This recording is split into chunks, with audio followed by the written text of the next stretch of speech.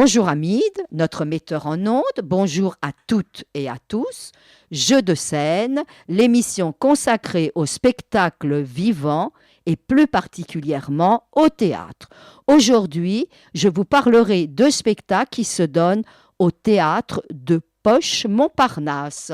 Eh bien, le théâtre de Poche Montparnasse est un théâtre parisien privé situé au 75 boulevard du Montparnasse dans le 6e. J'ai appris que c'était un lieu d'avant-garde à l'origine qui a accueilli des auteurs comme Duras, Audiberti, Ionesco. En 2011, c'est Philippe Tesson qui l'a racheté. C'est maintenant sa fille Stéphanie Tesson qui le dirige avec Charlotte Rondelet. J'aime bien aller dans ce petit théâtre pour redécouvrir de grands textes d'auteurs, souvent classiques, et de belles interprétations. Aujourd'hui, à l'affiche, Candide ou l'optimisme dans la mise en scène de Didier Long, Scarlett O'Hara, la dernière conférence de presse de Viviane Lee avec Caroline Seal-Hall, Dialogue de bêtes de Colette dans la mise en scène d'Elisabeth Chailloux, Mémoire d'Adrien avec Jean-Paul Borde et Château en Suède de Françoise Sagan. Candide ou l'optimisme, c'est de Voltaire et c'est une mise en scène de Didier Long. J'ai beaucoup aimé cette scénographie, cette adaptation de Candide. D'emblée, je suis entrée dans cette mise en scène qui est assez épurée, mais qui, comme dans un conte, ne s'embarrasse pas d'un superflu naturaliste et qui va à l'essentiel. Il y avait une voix enregistrée un peu mature pour la narration, et on découvre Candide, eh bien, heureux dans le château de Thunder-ten-Tronckh, il est là avec son petit cerf-volant, symbole de son bonheur. C'est un décor un peu de bois constitué de pans de mur qui divise l'espace en premier plan et en second plan. C'est ainsi que Didier Long peut suggérer tous les déplacements du héros Candide. Les signes théâtraux, pour moi, sont très simples avec un très beau travail de lumière. Le contenu critique de Voltaire apparaît très nettement par rapport, bien sûr, à la philosophie optimiste de Leibniz que met en question Voltaire. Toutes les scènes choisies sont en fait là pour contredire ce meilleur des mondes possible. Et je trouve qu'on voit bien ce récit à tiroir qui va récapituler les pires atrocités que vont rencontrer Pangloss, Cunégonde, Candide. Vraiment, il y a un très bon rythme qui s'enchaîne presque comme une cause nécessaire pour le projet théâtral. Ils ne sont que 3 à jouer, mais ils sont tous convaincants. Charles Templon, Cassandre Vitu de Kéroul et Sylvain Catou. Celui qui joue Candide, il est très bien parce qu'il est dans une naïveté assez relative, il n'y a aucune caricature et on le voit bien gêné par tous ces enchaînements de l'événement, et il va y avoir bascule avec justement la rencontre de l'esclave. Cassandre Vitu est étonnante en Cunégonde, et lorsqu'elle est la femme de l'Eldorado, elle a son chapeau de paille, on a vraiment l'impression qu'on est dans les Andes. L'ironie est toujours présente, donc pour moi c'est un très bon spectacle. Comme chez Voltaire, la scénographie permet plusieurs niveaux de lecture, romanesque, philosophique, satirique. La morale n'est pas explicite, c'est à nous de la tirer, et grâce à ce spectacle, on voit bien la distorsion qui peut exister entre l'écran idéologique, et nous connaissons ça, et la réalité.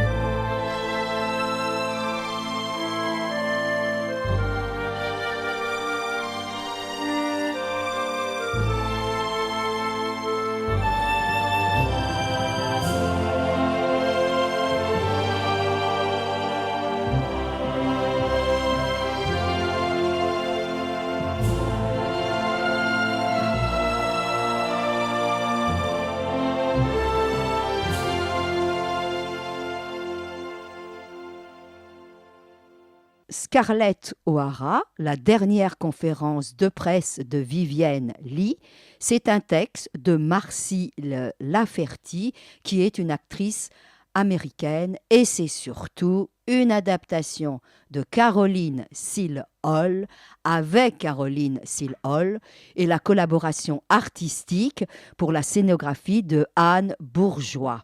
Donc c'est une seule en scène. Cela commence comme une conférence, donc elle est censée répondre aux questions de journalistes. Mais ensuite, eh bien, ça va devenir une sorte de monologue, confidence en adresse aux spectateurs. Pour moi, c'est une manière très agréable de revenir sur une période de cinéma américain très somptueuse. Bien évidemment, elle nous parle de son grand rôle de Scarlett O'Hara avec Clark Gable dans Autant en emporte le vent. Caroline Silol est d'une grande élégance, très chic. Elle arrive en scène avec ses lunettes noires de star, son foulard. Elle se déplace d'un fauteuil à l'autre. Elle incarne véritablement l'actrice Vivienne avec une grande aisance. Bien, c'est une star de cinéma, mais on apprend qu'elle aimait mieux le théâtre que le cinéma et elle a constitué avec Laurence Olivier ce qu'on appelait le couple royal. Ils ont joué de nombreuses pièces de théâtre et moi, j'ai beaucoup aimé tous les petits dessous, les coulisses du théâtre. C'est passionnant parce qu'on a plein de références et on entend des noms qu'on a lus sur les affiches de cinéma et des noms de producteurs, David O. Selznick. Elle est allée voir Georges Cukor lorsqu'elle avait des rôles. Laurence, par exemple, j'ai appris que Laurence Olivier ne voulait plus jouer avec Greta Garbo et il y a eu des bides. Alors ce qui est intéressant, c'est que elle est directe, Vivien Leigh. Elle est provocatrice, elle est très libre, elle est coquine, elle est en même temps romanesque. Donc elle va parler aussi des échecs, et notamment des échecs de Larry sur le théâtre, parce qu'il voulait jouer Roméo alors qu'il était déjà suffisamment âgé. Elle est touchante, parce que pour son grand amour pour Larry, Laurence Olivier, qui malheureusement ne résistera pas parce elle a été malade, elle a eu des maladies psychiques. Elle était bipolaire, elle a subi des électrochocs. Ce que j'ai aimé aussi, c'est qu'elle ponctue sa conférence avec des citations de Shakespeare. Ce n'est pas sans nous déplaire. Alors, ce qui est intéressant, c'est qu'il y a une mise à distance temporelle, une contextualisation, parce que tout ça, ça se passait aussi à l'époque du puritanisme. Et donc, j'ai appris que la première afro-américaine, Hattie McDaniel, qui avait joué Mamie dans le film, a eu un prix. C'est un travail très soigné, une belle interprétation de Caroline Seal Hall. On écoute un petit extrait du film Autant en emporte le vent.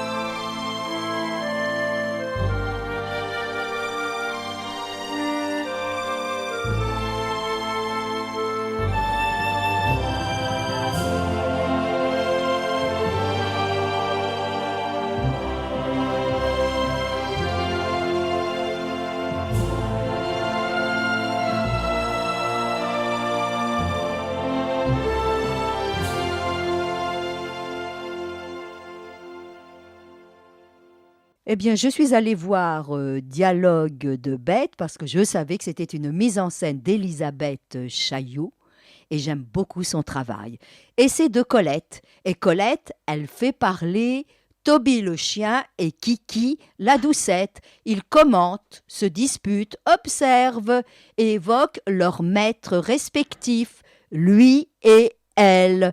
Alors Kiki, bien sûr, elle est attirée par son maître et Toby par sa maîtresse, selon une certaine logique freudienne. Ils sont tout à fait différents. Toby est un peu simplé, un peu balourd. Il est prêt à toutes les compromissions. Kiki, la doucette, est vraiment plus indépendante, plus arrogante. Et c'est Lara Souilleux qui interprète tous les personnages, mais elle a un gestuel tout à fait expressif.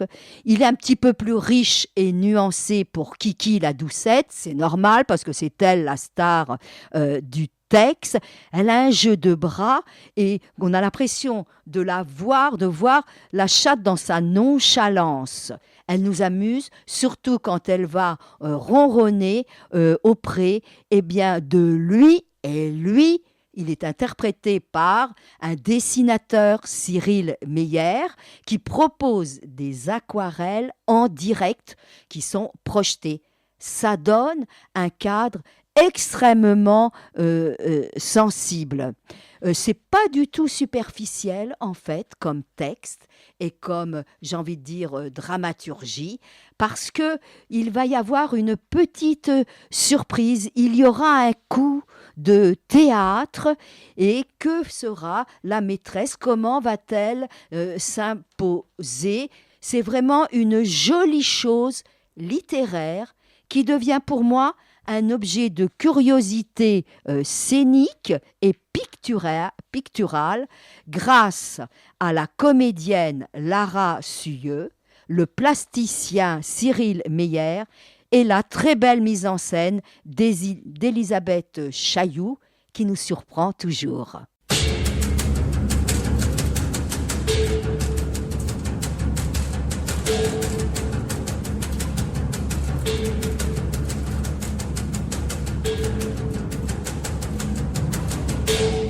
Mémoire d'Adrien de Marguerite Yourcenar dans l'adaptation et la mise en scène de Renaud Meyer avec Jean-Paul Borde.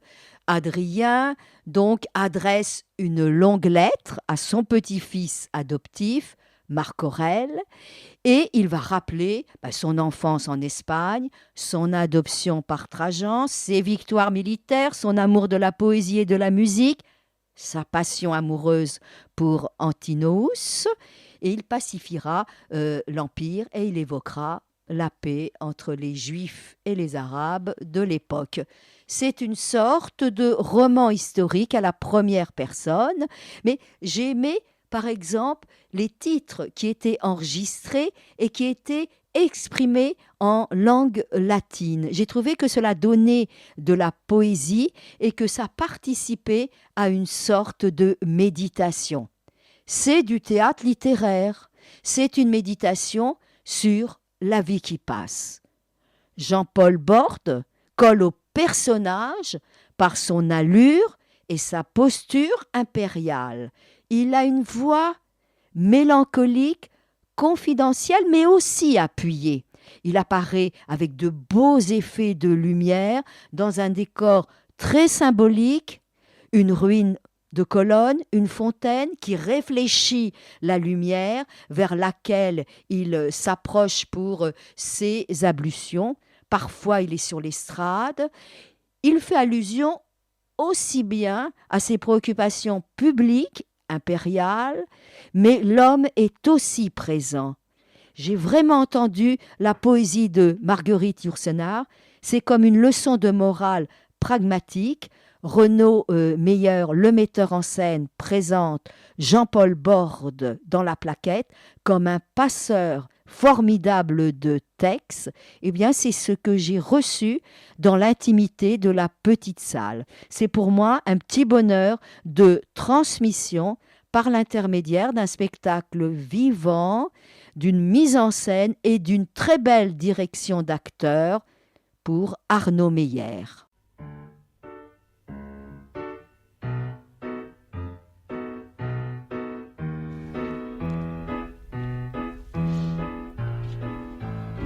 Château en Suède de François Sagan, texte que je ne connaissais pas du tout, mise en scène Emmanuel Gaury et Véronique Viel. Alors, Sagan propose une pièce de théâtre que j'ai trouvée étrange, terrible, une comédie, un huis clos cruel qui se passe en Suède, dans une région reculée, pendant l'hiver. Alors, côté court, imaginez une petite maquette qui représente le château en Suède. On est dans la bizarrerie. Les personnages sont des oisifs, des désœuvrés. Il y a une scène d'exposition qui présente les deux protagonistes principaux, Sébastien et sa sœur, en train de lire un roman. Ils sont dans une tenue du XVIIIe siècle. On ne sait pas bien pourquoi. Et donc, il y a une scénographie avec des rideaux métallisés, un décor à double fond qui renforce le mystère. Il y a des secrets. Arrive Ophélie. Qui est cette Ophélie? Survient un élément perturbateur, un cousin lointain, un très beau Frédéric. Alors comment ce petit monde bien huilé avec ses rites va-t-il réagir? Ces personnages, je les ai beaucoup aimés parce qu'ils sont tous fantasques. On comprendra pourquoi il y a cette obligation vestimentaire du XVIIIe siècle. Toutes les répliques font mouche. Alors j'ai eu l'impression d'être dans un marivaudage cynique, dans une sorte de feydeau costumé. C'est joué avec nervosité, avec beaucoup de rythme. On se croirait dans un thriller excentrique, bien loin des normes et de la morale conventionnelle. Est-ce dû à l'enfermement au huis clos? Donc une très belle mise en scène pour cette pièce curieuse. Il n'y a que cette pièce parmi celles dont j'ai parlé qui ne se donne pas encore au théâtre Poche Montparnasse. Et donc, outre les spectacles dont j'ai parlé aujourd'hui, il me reste de très bons souvenirs de théâtre de cette saison. Une belle adaptation légère et dynamique de l'éducation sentimentale de Flaubert par Sandrine Molaro et Gilles Vincent Caps. Un Gargantua interprété de manière généreuse par Olivier Mornas. L'homme qui rit de Victor Hugo a été raconté par la livreuse d'histoire et circassienne Geneviève de Kermabon. L'acteur Hervé Briot s'est emparé de deux grands textes fondamentaux, les Mémoires d'outre-tombe de Chateaubriand, les Essais de Montaigne, qui sont repris jusqu'au 10 mai. On voit donc que la programmation est éclectique. À la semaine prochaine pour d'autres rencontres avec des lieux de spectacle, avec des metteurs en scène, avec des acteurs, et plus particulièrement la semaine prochaine avec un genre de spectacle vivant, le cirque. Au revoir.